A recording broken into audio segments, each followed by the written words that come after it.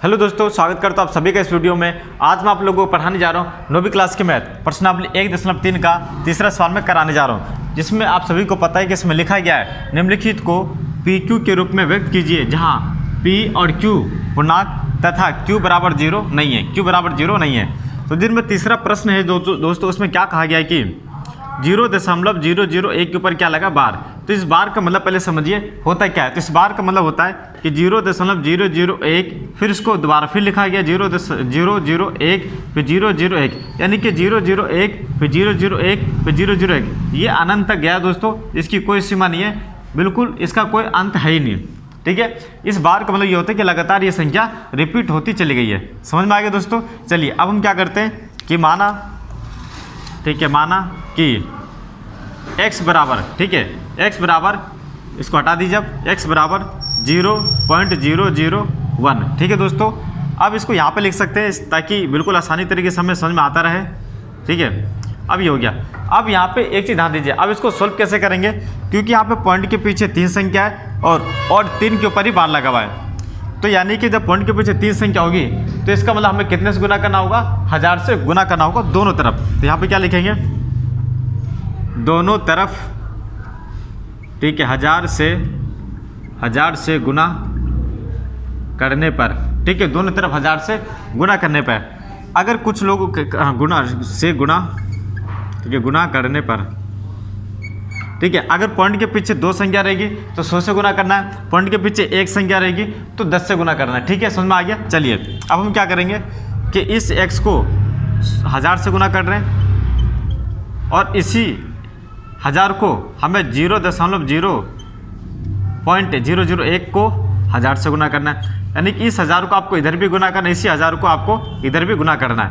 तो x को 1000 से गुना करेंगे तो कितना आ जाएगा, 1000x आ जाएगा। ठीक है दोस्तों, 1000x आ जाएगा। उसके बाद आप इन दोनों को गुना करेंगे, ठीक है, 0.001 को गुना करेंगे 1000 से तो कितना आ जाएगा। ठीक है, वो चलिए करके दिखा देता आपको ताकि आसानी हो जाए, या आप खुद भी करके यहाँ पे देख सकते हैं। तो 0.001 फिर कितना लिखा दोस्तों, 1000 है। ठीक है, तो जल्दी से इसको कर लेते हैं। 1 का टेबल 0 का टेबल एक बार पढ़ेंगे तो 0 का टेबल 0 पढ़ेंगे 0 का टेबल 0 बार पढ़ेंगे 0 का टेबल 0 बार पढ़ेंगे 0। अभी पॉइंट आपको बिल्कुल भी ध्यान नहीं रखेंगे, पॉइंट कहाँ लगाना है ये बिल्कुल नहीं सोचना अभी। ठीक है, फिर कट का निशान, 0 का टेबल एक बार 0 आ जाएगा, 0 का टेबल एक बार 0 आ जाएगा, 0 का टेबल 0 बार पढ़ेंगे तो 0 आ जाएगा, 0 का टेबल 0 बार पढ़ेंगे 0 आ जाएगा। ठीक है, अब 2 कट, 0 का टेबल एक बार पढ़ेंगे तो 0 का टेबल 0 बार पढ़ेंगे 0 का टेबल 0 बार पढ़ेंगे 0 और 0 का टेबल 0 बार पढ़ेंगे 0। फिर यहाँ पे 3 कट, अब 1 का टेबल एक बार पढ़ेंगे तो 1 आ जाएगा, 1 का टेबल 0 बार पढ़ेंगे 0 आ जाएगा, 1 का टेबल 0 बार पढ़ेंगे 0 आ जाएगा, 1 का टेबल 0 बार पढ़ेंगे तो 0 आ जाएगा। ठीक है ना, कितना हो गया 0, फिर यहाँ पे 0, फिर यहाँ पे 0, फिर 0 0 0 1 आ जाएगा यहाँ पे जोड़ने पे, फिर 0 फिर 0 फिर 0। ठीक है, अब सवाल ये उठता है, ठीक है, अब सवाल ये उठता है दोस्तों कि पॉइंट कहाँ लगेगा। ठीक है, तो आप यहाँ पे ध्यान दीजिए, इस पॉइंट के पीछे कितनी संख्या है दोस्तों, 3 संख्या है। ठीक है, पॉइंट के पीछे कितनी संख्या है, 3 संख्या है। तो पॉइंट के पीछे 3 संख्या है तो आपको आंसर में पॉइंट के यानी कि आंसर में पॉइंट लगाने के लिए आपको 3 संख्या छोड़नी पड़ेगी। तो 1 2 3 छोड़ के यहाँ पॉइंट लगा दीजिए। ठीक है, तो अब आपने क्या देखा कि हमारा आंसर क्या है, 1। ठीक है, 1 से पहले जितने भी 0 है उसकी कोई महत्व नहीं दोस्तों, तो हमारा आंसर क्या रहेगा, सिर्फ 1 रहेगा। ठीक है, ये आंसर लिखेंगे 1। तो आपने देखा कि जब हमने इन दोनों को गुना किया तो कितना आ गया, सिर्फ 1 आ गया। ठीक है, अब हमारे पास जो समीकरण है दोस्तों, ये आपका जो समीकरण ये पहला है। ठीक है, और ये समीकरण क्या है दोस्तों, दूसरा है। ठीक है, अब हमें इसकी कोई ज़रूरत नहीं, अब इसको हम हटा देते हैं। ठीक है, चलिए बिल्कुल इसी तरीके से ध्यान लगाए दोस्तों। अब आपको क्या करना है, समीकरण दूसरे में से इस पहले को घटा देना है। ठीक है, समीकरण दूसरे में से क्या करना है, पहले को घटा देना है। तो यहाँ पर लिखेंगे, ठीक है, समीकरण, ठीक है, 2 में से, ठीक है, 1 को घटाने पर। ठीक है, समीकरण 2 में से 1 को घटाने पर। तो समीकरण 2 कौन सा दोस्तों, ये रहा। ठीक है, 1000x जो लिखा उसमें से आपको क्या घटा देना है, इस x को घटा देना है।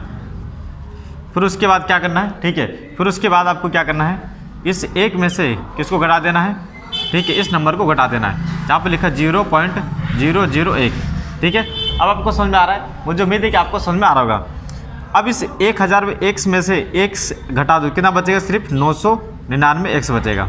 ठीक है, क्या बचेगा दोस्तों, 999, यहाँ पे क्या बचेगा, x बचेगा। ठीक है, बिल्कुल आराम से सावधानीपूर्वक समझिए। नहीं समझ में आ रहा है तो कमेंट बॉक्स में चीज़ों को लिखिए दोस्तों कि हमें समझ में नहीं आ रहा है। अब यहाँ पे क्या करना है, 1 में से 0.001 को घटाना है। तो हम यहाँ पे क्या लिखेंगे, 1 में से ठीक है, 0.001 को घटाना है, यहाँ पॉइंट लगा दीजिए। अब यहाँ पर आपको क्या लगाना है, 001 लगाना है। वो ऐसा इसलिए लगाया गया है क्योंकि यह संख्या दोस्तों रिपीट हुई है, और जो रिपीट होती है वही संख्या हमें ऊपर लगानी होती है। कभी भी आप 0 नहीं लगाएंगे, ठीक है। जो संख्या रिपीट होती है वही संख्या हमें यहाँ पे क्या करना होता है, लिखना होता है।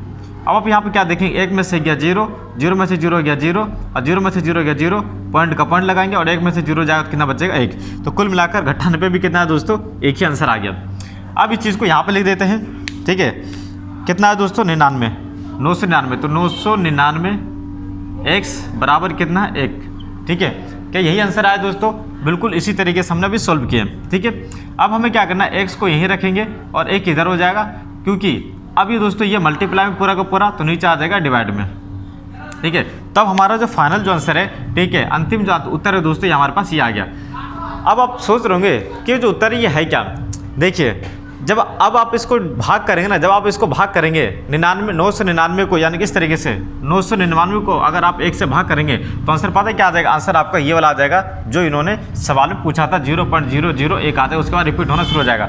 यानी कि अब आपको समझ में आ गया होगा कि ये इन्होंने क्या दिया है, एक क्वेश्चन दिया है, ठीक है, ये आंसर दिया है, और हमें पूछा जा रहा है कि क्वेश्चन क्या है, और क्वेश्चन को इन्होंने किस में पूछा था, पी क्यू के रूप में पूछा था, जो क्या है दोस्तों एक पूर्णांक है। अब आपको समझ में आ गया होगा पूरी कहानी क्या है, कि इन्होंने क्या पूछा था, पी क्यू के रूप में व्यक्त करिए, जहाँ पी और क्यू क्या है, पूर्णांक है।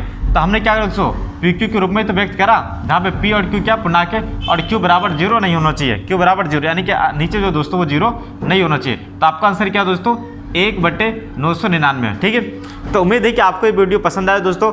इसी तरीके से लगातार वीडियो प्राप्त करना चाहते हैं तो इस चैनल को सब्सक्राइब कर दीजिए और बेल आइकन का बटन दबा दीजिए, ताकि कोई भी वीडियो अपलोड हो तो वो वीडियो सबसे पहले आप तक पहुंच जाए। इस वीडियो को देखने के लिए आप सभी को बहुत बहुत धन्यवाद। फिर मिलते हैं अगले वीडियो में, तब तक के लिए आप अपना ख्याल रखिएगा। ओके, नमस्ते एंड बाय।